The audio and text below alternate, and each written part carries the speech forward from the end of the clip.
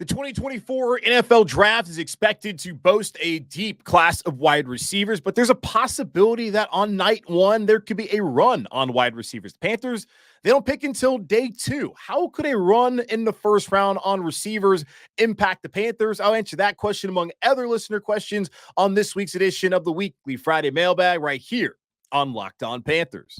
You are Locked On Panthers, your daily Carolina Panthers podcast. Part of the Locked On Podcast Network. Your team every day.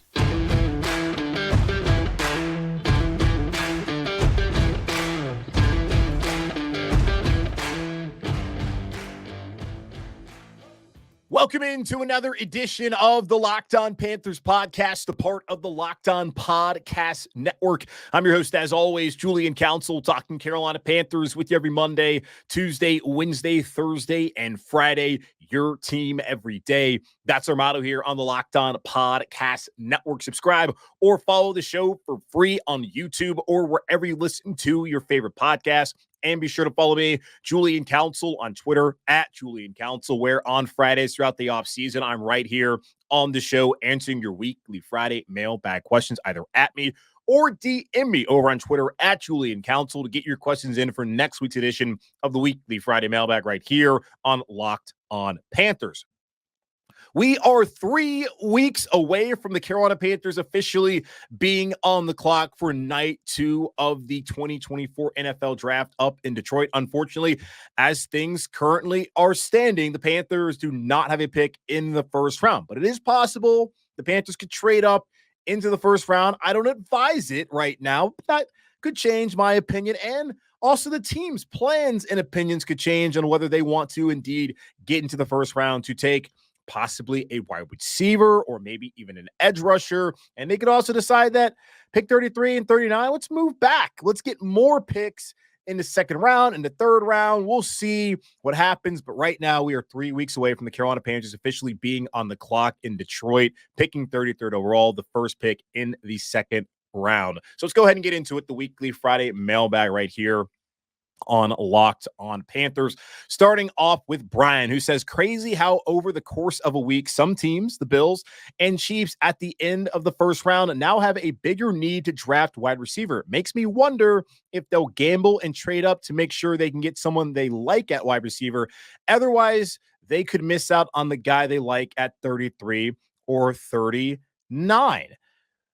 Interesting point that Brian brings up there. We talked about this on yesterday's show. Stephon Diggs is now a Houston Texan. Looking at the Buffalo Bills, who is Josh Allen going to throw to this year? Curtis Samuel, our old friend, he's now headed up to Panthers North. Brandon Beane, he's still there. Sean McDermott's still there. So that's still a thing, even if Dave Canales and his new staff don't really have ties to that former era of Carolina Panthers football. We're going to always call Buffalo Panthers North, as there's so many former players that have come and gone to Buffalo in the last couple of years since those guys have been up there running that organization. So Curtis Samuel, he signed on this offseason. Mac Hollins is another wide receiver who's there. They have Shakir from last year, but they lost their top 2 guys. Stephon Diggs, who they just traded on Wednesday, and they watched Gabe Davis on the first day of free agency go back home to Florida to play for the Jacksonville Jaguars. So Buffalo's got to figure out what they want to do offensively at the receiver position. This is a team that was really stretched thin because of the salary cap and the fact that Josh Allen, their quarterback, is taking up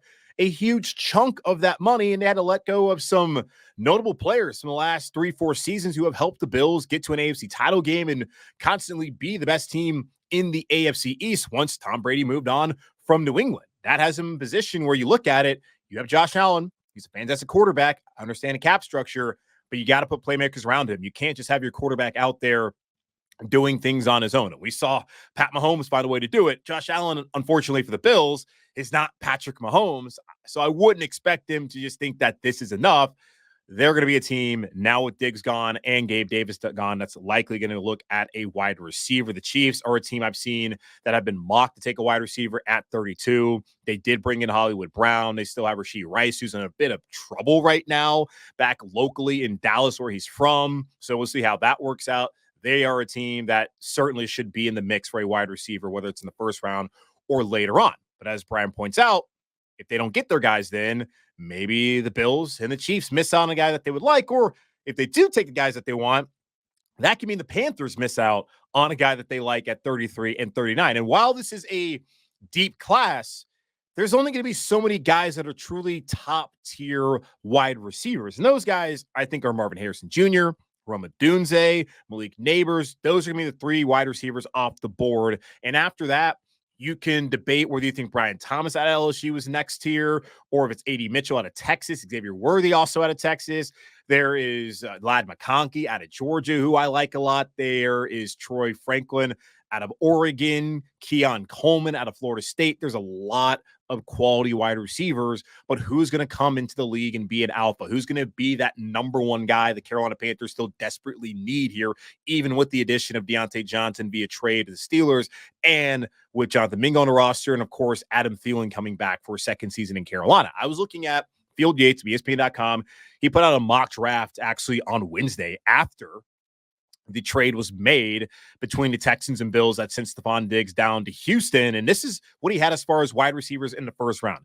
At 4th overall, Arizona, Marvin Harrison Jr. 6th overall, the Giants taking Malik Neighbors. The Bears at 9th overall taking Roma Dunze. At 18th overall, Brian Thomas. I did not write down the team that he went to. I put down Brian Thomas twice, but he went to a team in the first round. The Chargers, they took A.D. Mitchell, 23rd overall. The Bills took Xavier Worthy. So he had 6 wide receivers. Did not have the Chiefs taking someone, but I have seen mock drafts having the Raiders taking a wide receiver, which he did not mock. I've also seen mocks having the Chiefs take a wide receiver, as I mentioned before.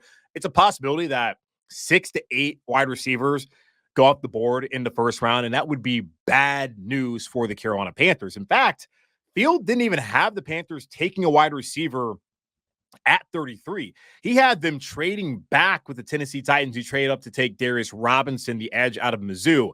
And I'll tell you this, if the Panthers are going to bypass Darius Robinson to be sitting there at 33, I think that's insane. He has him taking a wide receiver, Xavier Legette out of South Carolina at 38, then taking a corner at 39. No, Field. Give me Darius Robinson if he's there at 33. Don't trade back. Now, they would get some compensation from a Tennessee Titans team that's been aggressive, much like the rest of the AFC South, looking mainly at Houston. Jacksonville, not so much.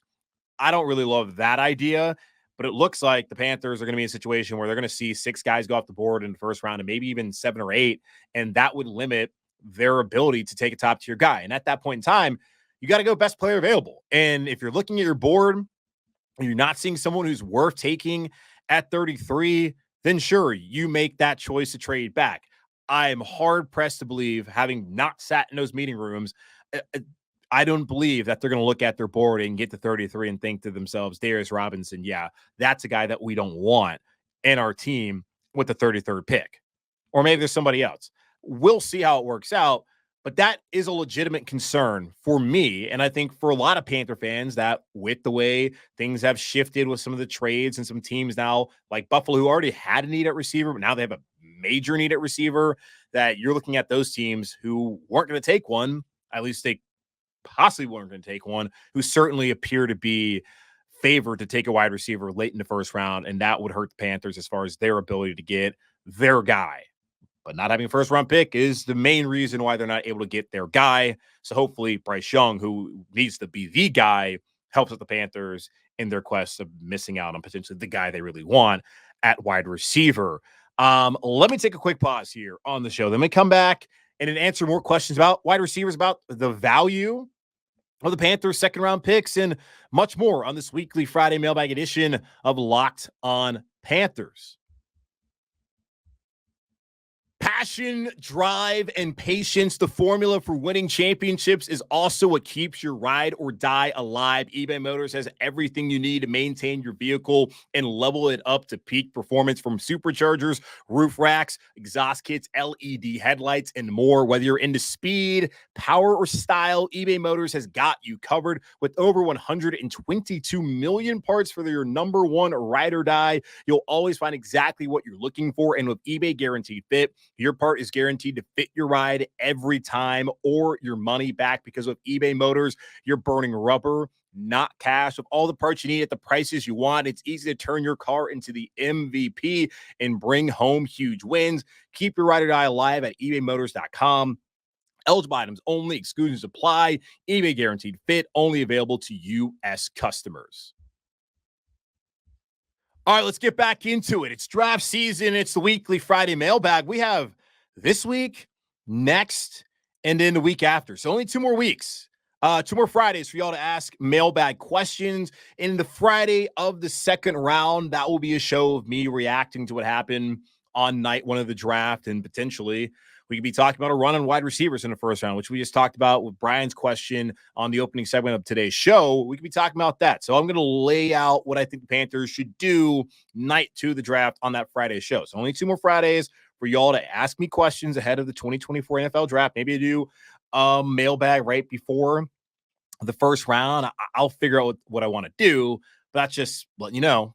At me, DM me, get those questions in, y'all, at Julian Council on Twitter. Now over to Rod, who asked, if the Panthers decide to draft 2 wide receivers with picks 33 and 39, what archetypes / attributes should be considered? If separation is the biggest concern, should they only focus on elite route runners with like Ladd McConkey and Roman Wilson? Both ran a 4.39, by the way. Going back to Alabama, does Bryce have a preferred archetype? Well, looking back at Alabama, and this is something that I saw was mentioned by someone on Twitter. I can't remember who it was.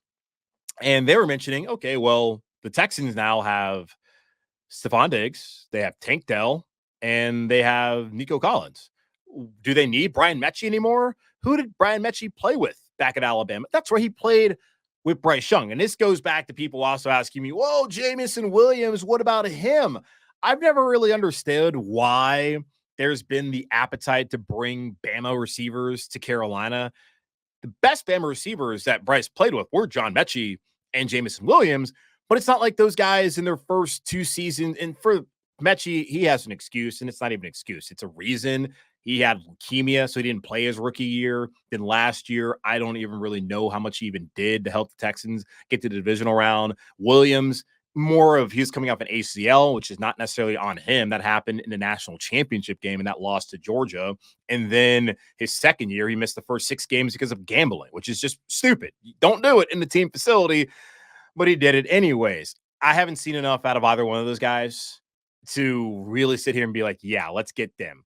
I would rather just get someone who's going to be entering in as a rookie and get those 4 years than getting someone who's going to be in their 3rd year. And there's still questions of whether they can actually be a top tier, not even top tier, but be a starting caliber wide receiver in the NFL. Like, that's how I feel about that situation.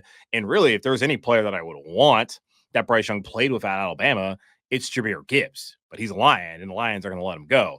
I'm not super focused on that. And I don't think the Panthers, as far as your question, if they take 2 wide receivers, which we talked about on Thursday's show in a reaction to Stephon Diggs going to the Texans and whether the Panthers should have made that trade. And I was just discussing with some of y'all all of y'all on the podcast that, hey, maybe they double dip, because I had someone ask me, hey, what if they double dip?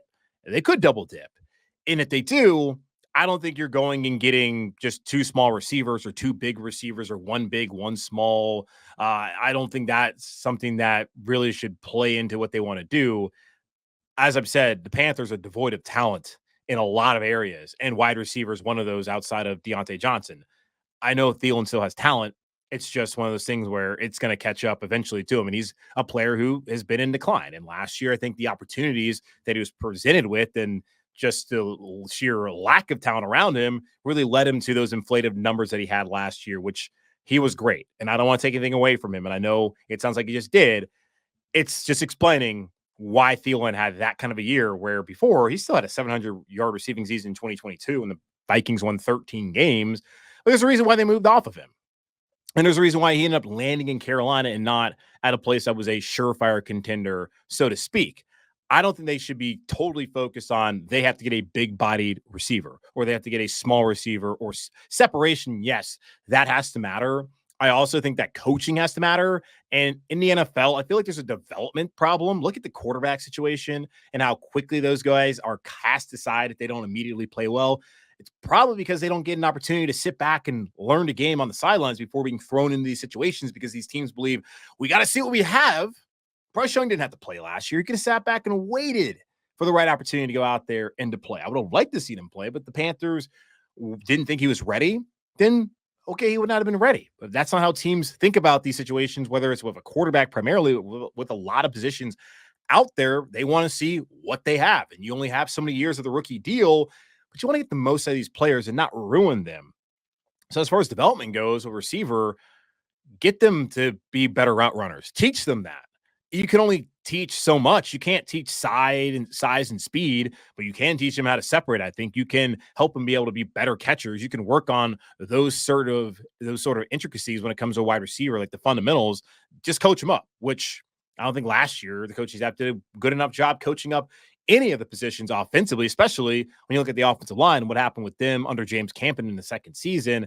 I don't think they should be overly focused on this is the kind of receiver we need to have. What they need to have, as was mentioned to somebody when I did a Bleach Report live stream on Wednesday afternoon, guys that can catch and guys that can get open. That's the focus for the Carolina Panthers, in my opinion, if they're going to take two wide receivers at 33 and at 39. Question now from Jake, who asks, what is the value for each of Carolina's second-round picks if they make a trade up or down in 2024?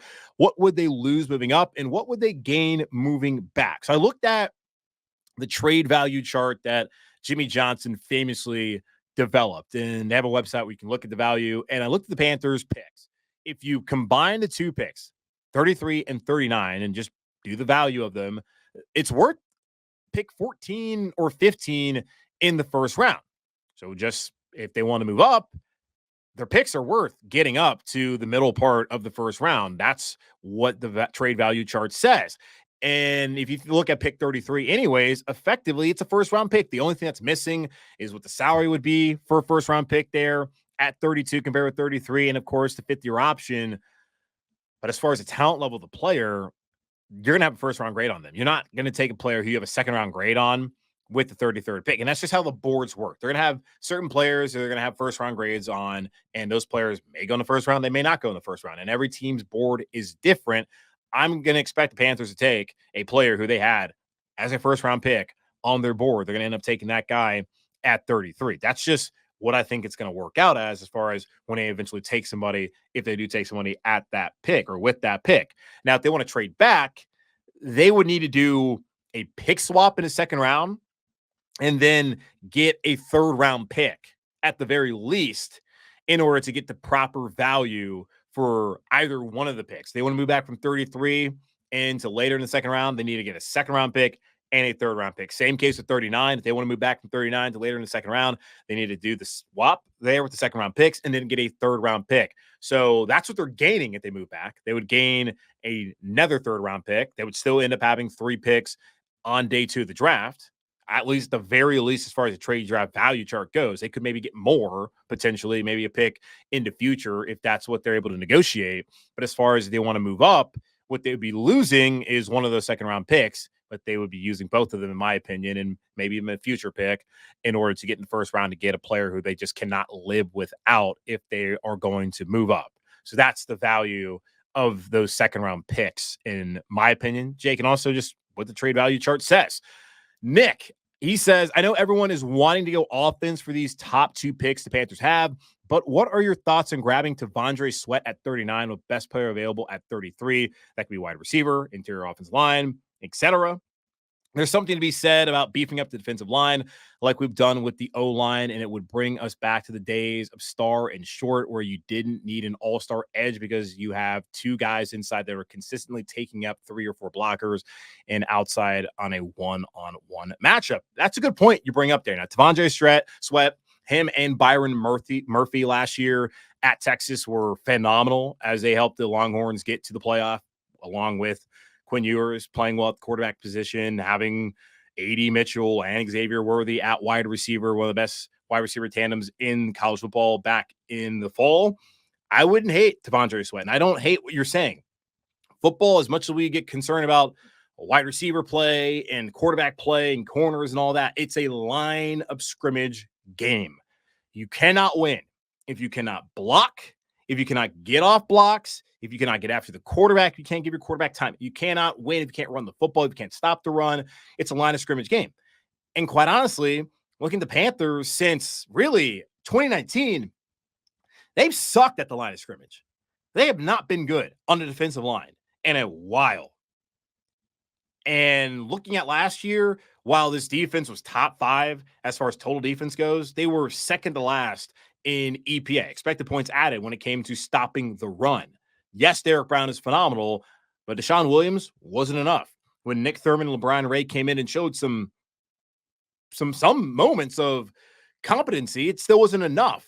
And Shai Tuttle was not good last year. Shai Tuttle's back this year. They've added Ashawn Robinson, who's more of a run stopper than someone who's going to go after the passer. And that's not like what Derek Brown is. That's not really what Shai Tuttle is either, but still, they aren't that great on the line of scrimmage on a defensive line as I look at it. I look at Derek Brown and just two guys. It would be nice to have two dudes there in the middle of the defensive line. Look at the best teams in the NFL. Look at what the 49ers have had. Look at what the Eagles have had over the course of the last couple of seasons as they've been some of the best teams in the NFL. If the Panthers really want to get back to being what they've been in the past, got the offensive line, the run game looks like it should be ready to go, but defensively, got to get some dogs in the defensive line. I see one player in Robinson can help, and another player really needs to show he can help you in Shai Tuttle. But overall, I'm not seeing a defensive line that's all that great, because even Wonham put him on the defensive line as far as an edge rusher. Okay, solid player, but is he a difference maker? Hasn't really shown to be one so far in his career. Clowney, up and down, up and down, up and down. Maybe he's going to have the consistency and be that guy. But overall defensive line, like Derek Brown's the only guy I look at and completely trust to know that this is an alpha kind of player. There are guys who have potential and have shown it sometimes and also have not shown it at other times. But I do like your point, Nick, especially in the interior defensive line. Why not go out there and get a defensive lineman? And as I brought up when we talked about draft needs earlier on this week, that's one of those, hey, maybe you address it. And if you do, I'm happy about it. If you don't, not that upset about it. But I do see that this could be a legitimate concern down the line. So good question from Nick there on the show. Let me take one more quick pause and I'll come back and answer the rest of your weekly Friday mailbag questions right here on Locked On Panthers. Did you know that even if you have a 401k for retirement, you can still have an IRA? Robinhood has the only IRA that gives you a 3% boost on every dollar you contribute when you subscribe to Robinhood Gold. But get this, now through April 30th, Robinhood is even boosting every single dollar you transfer in from other retirement accounts with a 3% match. That's right. No cap on the 3% match. Robinhood Gold gets you the most for your retirement thanks to their IRA with a 3% match. This offer is good through April 30. Get started at robinhood.com/boost. Subscription fees apply. And now for some legal info. Claim as of Q1 2024, validated by Radius Global Market Research. Investing involves risk, including loss. Limitations apply to IRAs and 401ks. 3% match requires Robinhood Gold for 1 year from the date of first 3% match. Must keep Robinhood IRA for 5 years. 3% matching on transfers is subject to specific terms and conditions. Robinhood IRA available to U.S. customers in good standing. Robinhood Financial LLC, member SIPC, is a registered broker dealer. Okay, a few more questions here on the weekly Friday mailbag right here on Locked On Panthers. Again, y'all, 2 more Fridays before the draft where I'll be answering your questions. Maybe on draft week, I'll answer some questions. Maybe I won't. I'll decide when I get there. I have a content plan and I have a few things cooked up for that week, but I have some other things that I don't have cooked up for that week. So we'll see whether there'll be another mailbag right before the first round, and especially the fact that they don't have a first round pick. Maybe I will do a mailbag on that Thursday, and then on Friday I'll react to the first round and decide to talk about what the Panthers should do there on the second round. Quite possibly that'll be what happens. But either way, at me or DM me, and of course follow me first on Twitter at Julian Council to get those questions in for next week. We discussed whether the Panthers would trade for wide receiver before the draft on yesterday's show, and now here's a question about who I'd rather the Panthers trade for. Alex asked, would you rather the Panthers trade for T. Higgins or Brandon Ayuk? Now, right now, Brandon Ayuk is not on the trade block. There have been some rumors, and those go back to really February, early March, about whether he would be on the trade block. He does not have a new contract as we sit here right now. Does not have a new contract from the 49ers, and all the reporting I've seen is that they'll try to get something done earlier, not earlier, but closer to the draft. And if they don't, then maybe the Niners decide, all right, we're going to move off of Brandon Ayuk and then draft a wide receiver in the first round. I would think that for the Niners, it just keep the guy, try to win a Super Bowl, and then worry about it next year when you can place a fifth-year option because he is a first-round pick. They could do all that. But right now, there is some concern in a way about whether they would want to keep him. And if he is available, yeah, I would love that Brandon Ayuk. And someone has asked me this on the mailbag before. T. Higgins, y'all already know where I stand there as far as what I'd rather have. Who's a better player? I think the better player is Brandon Ayuk. So that's the guy I would want. Now, understanding the financials, probably going to cost more for Ayuk than Higgins. And I would believe that would cost more even in a trade. Because right now, think about this. When we talk about Brian Burns, his trade value, it was the highest back when he's in the middle of his second season as a Pro Bowler, but also because there was another year of his rookie deal with the fifth-year option. So the Rams gave up all that, or willing to give up what they had offered, the 2 first-round picks and the day 2 pick, knowing that they had another year of Burns being on a cheaper salary before they had to start paying him a ton of money. With Ayuk, it's going to be the same case. He's going to be heading into his fifth-year option this year. In the fall, a team can trade for him, and they know that they have some time, at least until like March, to figure things out with him. You would imagine that team would want to immediately extend him, because if you don't, then why the hell did you trade from him in the first place and potentially have him as a rental? That would make a lot of sense to me, considering what it's likely going to take to get him. And I think it's going to take a little bit more than it costs to get Brian Burns, because the whole double jeopardy deal of, well, you got to trade for him, then you got to pay him a lot of money. That means you're going to get less in trade compensation. And that's what happened. And I think even with the other trades that we've seen, like Stephon Diggs is an older player with his career. It's totally different. Ayuk, Higgins, both in the prime of their careers. I think Ayuk's a better player. I think he's going to cost more than Higgins. He is already franchise tagged. The Panthers are going to figure out an extension with him probably immediately. And it's one of those double jeopardy things of, you're not going to give up that much when you got to re-sign his player immediately. So Ayuk would cost more than Higgins, and I think he's a better player than Higgins. And I don't run the front office for the Carolina Panthers. It's not my money. They can figure it out. I would want Brandon Ayuk to be the player to come here, because I think he's a better receiver, quite honestly. All right, over to Mark, who asked, some players are probably going to drop in a draft due to concerns such as injury history or character issues. Yeah, character issues. We don't even know what those are. They just say them out there as a blanket statement, which is one of the things about the draft cycle that I hate. Oh, let's just say this guy has character issues. What are the character issues? What exactly are they? Oh, I heard his teammates don't like him. Is that true? Or are you just throwing that out there to slander this kid for no reason? Why? That's just my 2 cents on the whole character issues that we never hear what exactly they are. Which players do you think are worth the risk if they fall? 3 that come to mind for me are Peyton Wilson at NC State, Jermaine Burton out of Alabama, and Eric All, yes, from your favorite tight end school, Iowa. Jermaine Burton, absolutely not. I'm good there. Bryce has already played with him, and Bryce knows that he can't play, so I'm good. No, thank you. Eric All, by the way, Mark, is a Michigan man, first and foremost, before transferring to Iowa, where he did get injured, I think, this past year, because Cade McNamara was also at Michigan, and he transferred over, and there was this whole drive for 350 deal about Brian Ferentz, the OC, his contract. He had to hit that 25 points per game in order to stay on as the OC, and that was not going to happen. He got fired midseason by the AD. It was a hilarious deal. Actually, it was a drive for 325, right? 325. I don't want to get it wrong. Sorry, Iowa fans out there who are probably happy that he's gone. But Eric All was a Michigan guy first before he went to Iowa. So and he barely played on Iowa. So I'm still going to have him as a Michigan player, and Michigan has put out some damn good players, and he was really good when he was at Michigan as well. So I could see it maybe later on in the draft. Peyton Wilson, though, yeah, if he's around at 65 in the 3rd round, you got to take him. He's a first-round talent who has just had knee injuries dating back to high school and missed time at State. But when he was healthy, finally, for a full season, he had been healthy, I think, earlier on in his career, a couple of years ago as well. But when he was healthy, that's when he was first-team All-ACC linebacker. I know there's a lot of talk back when Isaiah Moore was there. We talked about him last draft cycle, and you look at Drake Thomas and all those guys. Whatever, dude. None of that. They were good linebackers in college.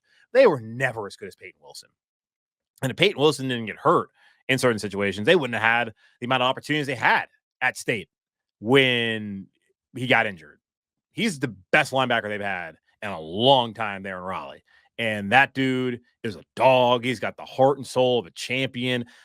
And I'm saying that as a North Carolina fan. He's a Carolina boy in the first place. He's a North Carolina guy. So I'm always going to be down for dudes from North Carolina anyways. You come from the old North State, I'm a rock with you. And, unless I don't rock with you, but I do when it comes to Peyton Wilson. Yeah, I would love to have him. And I am not concerned. I keep bringing up the whole Thomas Davis thing, how he had injuries. I'm not saying that's how it's going to work out for him, but we have seen before guys struggle with injuries and then be able to stay healthy. And he's not the only example of a player like that. Hell, I mean, when Steph Curry had all the damn ankle injuries when he first started off in the NBA, hasn't had that problem in a long time. I'm not worried about Peyton Wilson. Yes, there's a wear and tear. Maybe he's actually preserved his body by not being able to play because of the knee injuries. We'll see how it works out. The Panthers know his medicals already, and that will dictate whether they want to take him. I think the player, the talent is worth the risk. Last question comes from Jake, and speaking of players from the Carolinas, he asked me with the Panthers bringing home Clowney, if you could take one player from another team who was born in the Carolinas, who would you take? I would prefer to take a guy who was born in North Carolina, but he brings up Jair Alexander, who is from Charlotte, Rocky River.